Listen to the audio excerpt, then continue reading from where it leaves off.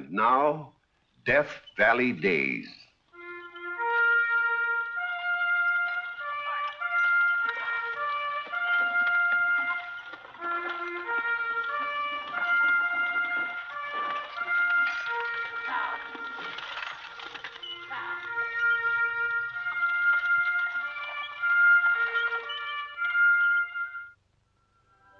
Howdy, folks.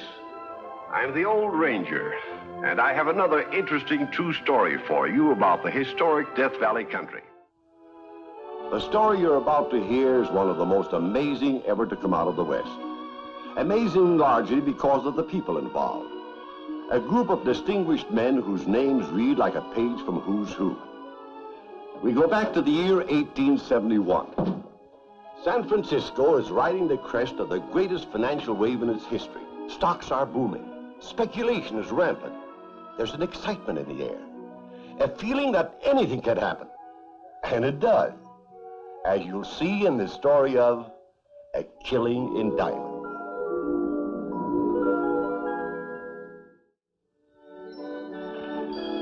It starts on an afternoon in September, when two weather-beaten prospectors come ambling along Market Street.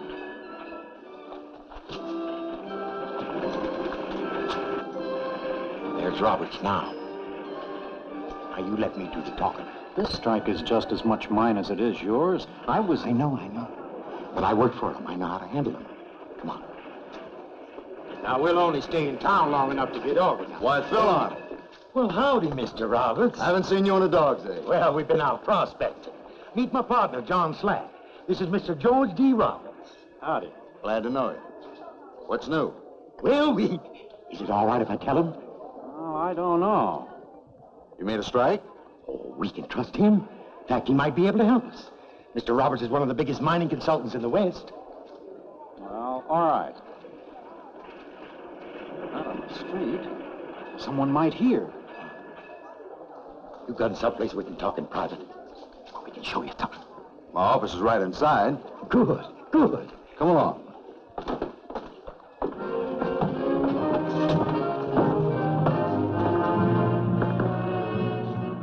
A sack full of diamonds. Where on earth did you find them? That's our business, Mr. Roberts. We stumbled on the field by accident, out there in the wilds. Are you sure they're real? I took them to a jeweler here in Frisco to be examined. Here's the report. Why, this is absolutely astounding. These must be worth a fortune. Oh, that's only a handful. Few samples we scraped up. What do you propose to do? We're not saying. Mr. Roberts is only expressing an interest, John, as an old friend. We're not selling out, that's for certain. Going to work the field ourselves. That'll take capital. We'll raise it, I hope. I wish you'd let me show these to William Ralston, Ralston? president of the Bank of California. You think Mr. Ralston would be interested? You want to know a lot more about the property first, of course. Oh, have us take him out there, I suppose. At least be assured that these aren't just a flash in the pan. If it's diamonds he wants to see, I could bring him $1 million worth. Will you? Hey, now, wait a minute. Not so fast. Mr. Roberts wasn't suggesting anything unreasonable, John. It'd take a while, of course, to make the trip. How long? Oh, a couple of months, maybe. When you get started as soon as you can. Meanwhile, I'll have a talk with Ralston. I don't like the idea of this news getting around. William Ralston is as closed-mouthed as they come. Your secret will be safe. You will need working capital. Well, all right. Diamonds. In this country. That's unheard of. So was gold before 48. Or silver till the Comstock strike.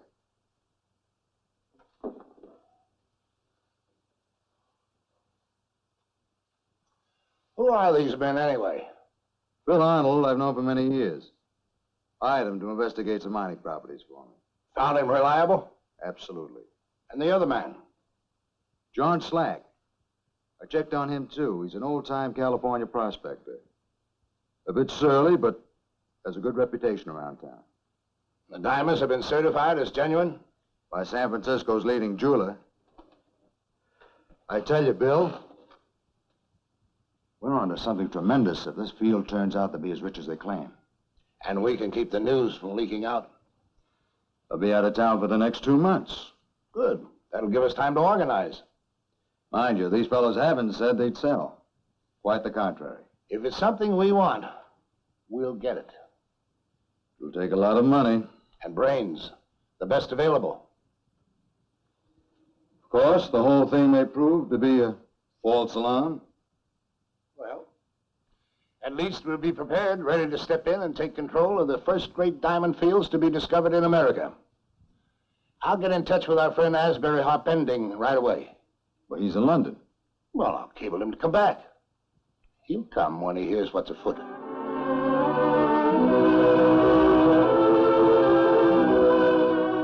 When I received this cable, I thought my friends in San Francisco had gone mad. Diamonds in the desert. Diamonds by the sackful.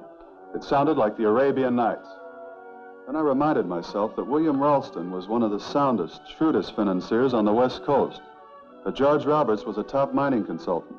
They wouldn't have spent $1,100 on a cable.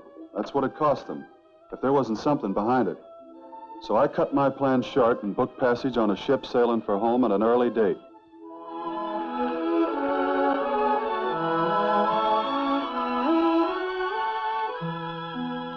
You think we got $1 million worth here? Well, it's hard to judge. Enough anyhow to convince their lordships we're telling the truth. Sure. You know what I'd do just to be on the safe side? Pack them in 2 separate sacks. And if anything happened to one, we'd still have the other. What are you afraid of? Injuns? Well, you never can tell. I'd hate to turn up empty-handed after Ralston and Roberts had waited so long for us.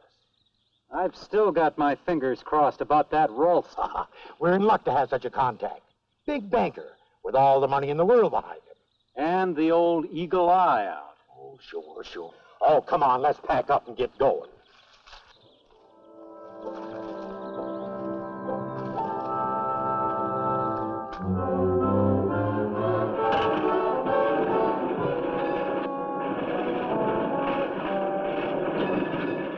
Well, I couldn't believe it when I first saw it. Well, I'm glad it's a West Coast deal, and we'll keep it that way. Harpending. How are you, Roberts? Give me your hat. I believe you know these gentlemen. Yes, indeed. How are you, Mr. Ralston? Fine, thank you. General Dodge? Fine, how are you? Where's Mr. Lant? He couldn't be with us today. Well, gentlemen, let's get down to business. Pull up a chair.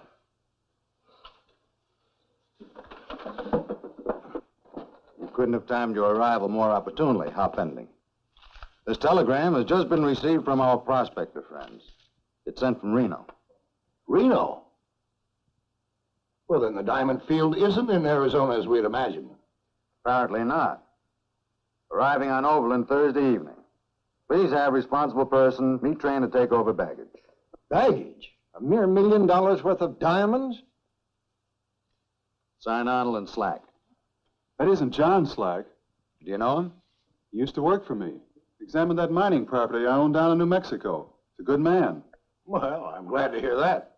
Perhaps then you'd like to meet the train. What about you other gentlemen? No, I think only one of us should go. We don't want to run the risk of attracting too much attention. Very well. Take the diamond straight to your home.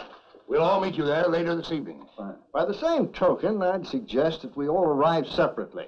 There's no telling who may have got wind of this. You're right. I'll inform the servants. You all can wait for me in the library. And just hope that train isn't late.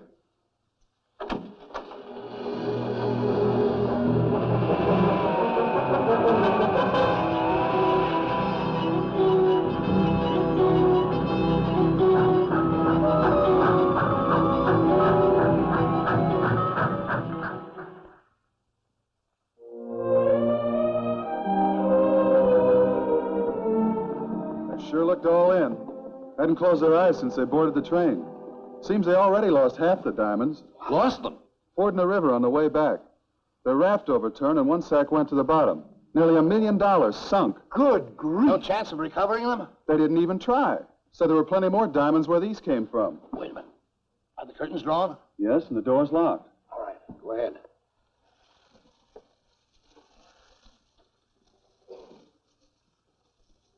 Look at the size of some of these. Bigger than dice. When they're cut, they'll knock your eye out. Talk about a king's ransom. And these are only half of what they gathered. 2 men alone. Well, gentlemen, I guess this dispels any doubts we may have had. We can go ahead now and form a company. The first diamond company in America. Hold on, not too fast. If we can't raise the necessary capital here in San Francisco, we'll get it in New York. I have connections there. There's no need for that. This is a West Coast discovery, and we intend to keep it here. Gentlemen, please. Before we start discussing plans of organization, there are several important steps to be taken. First of all, these stones should be examined. We already have the word of a reliable jeweler. I want an appraisement by the greatest authority on precious stones in the United States, Tiffany and Company. You're taking no chances, are you? You bet I'm not. We're dealing, my friends, with something that can make the gold rush look pale. And if Tiffany's report is favorable? We'll send a mining engineer, the most expert in the country, out to examine the fields. That's a good idea. I think you're right. You're forgetting one thing. What's that? Arnold and Slack. Yes, I'd forgotten about them. This is their discovery. They're the only people in the world who know where the diamond fields are located. And they haven't yet indicated they'd be willing to sell, even a part interest. They'll sell. Why else would they have gone all the way out there, wherever they went, to bring us back $1 million worth of diamonds, more or less? We'll have a meeting with them the first thing in the morning. Pardon me, Bill, but I think you better stay out of this. Arnold and Slack are kind of suspicious of you. Suspicious? Well, they're afraid that you'll try to cut them out. You leave the negotiating to Hopending and me. We know them.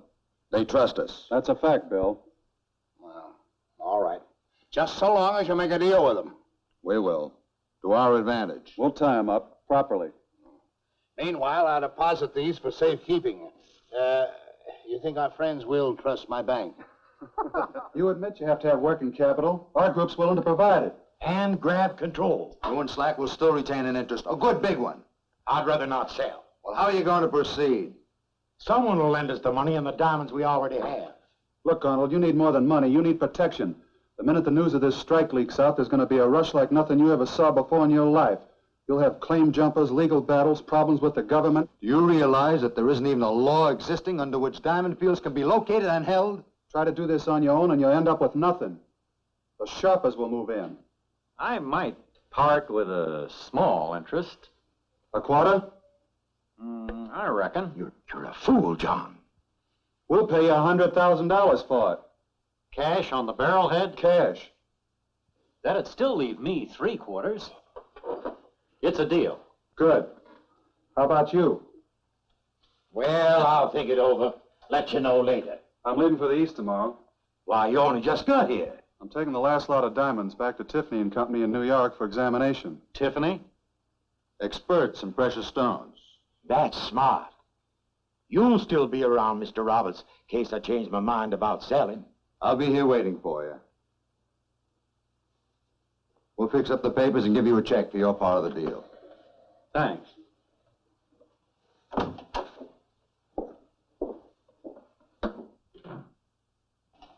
Well, we made a little headway.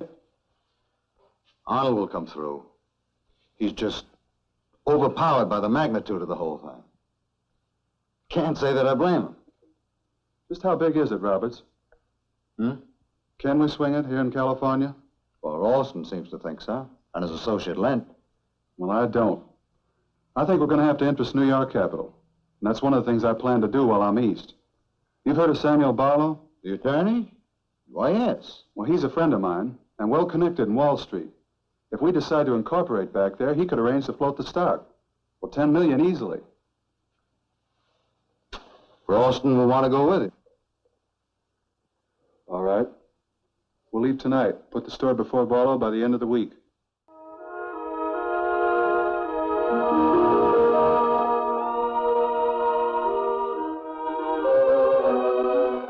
The proposition that Harpending and Ralston presented to me sounded like the biggest strike in history. But I wasn't going to let myself get too excited about it at first. Not Samuel Barlow. I examined all angles, sifted the facts. I had him send for Arnold to come east, invited him out to my home in Glen Cove, Long Island, to become thoroughly acquainted with him. I found Arnold to be a simple, sincere, straightforward fellow and an experienced miner. There wasn't a flaw in his story. But the thing that really clinched the case, as far as I was concerned, was the appraisal from Charles Tiffany himself.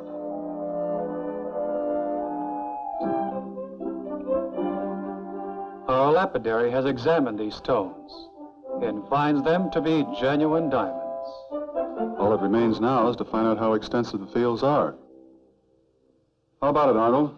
You and Slack willing to guide an expedition there? We're placing ourselves at your mercy. You don't think we jump your claims? Well, I ought to have some sort of guarantee in the form of money. Well, how much? $100,000? $100,000. Oh, you don't have to pay it over now.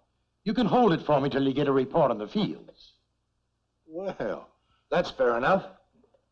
Thank you. We'll want the best mining opinion in the country. Then there's just one man to send, Henry Jannon. He's expensive, but he's infallible. Jannon has experted some 600 mining properties, to my knowledge, and never once made a mistake. If he has any fault, it's that he's ultra-conservative. That's the kind of man you need. We can't afford to take chances with so many millions at stake.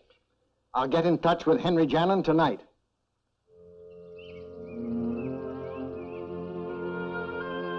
I, Henry Jannon, did agree to undertake the job for $2,500 cash, all expenses, and the privilege of buying 1,000 shares in the new company.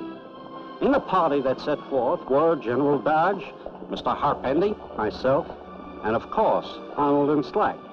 We left the railroad at a little station near Roaring Springs, Wyoming, where we hired an outfit and struck out into the wilderness.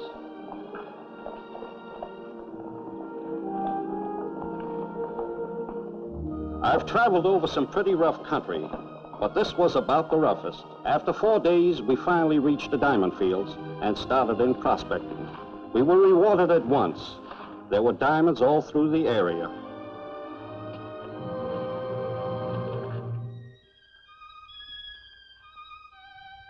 In the crevices of rocks, in little anthill formations, how deep they went, nobody could guess.